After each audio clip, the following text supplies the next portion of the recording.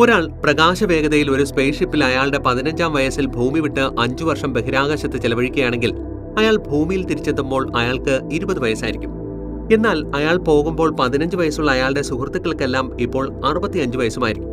അതെന്തുകൊണ്ടെന്നാൽ പ്രകാശവേഗതയിൽ യാത്ര ചെയ്യുന്ന ഒരു വ്യക്തിക്ക് സമയം വ്യത്യസ്തമായി അനുഭവപ്പെടും.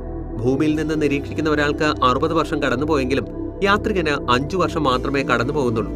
ഇതിന് കാരണം സാമാന്യ ആപേക്ഷികതാ സിദ്ധാന്തമാണ്. ഇവിടെ സംഭവിക്കുന്നത് എന്താണെന്ന് നോക്കാം. യാത്രികൻ പ്രകാശവേഗതയിൽ യാത്ര ചെയ്യുമ്പോൾ അയാളുടെ സമയം വികസിക്കുവാൻ തുടങ്ങുന്നു.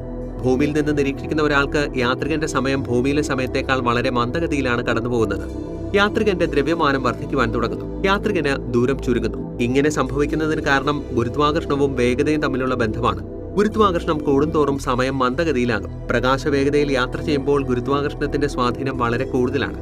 അതിനാൽ യാത്രികന്റെ സമയം ഭൂമിയിലെ സമയത്തേക്കാൾ വളരെ മന്ദഗതിയിലുമാകും.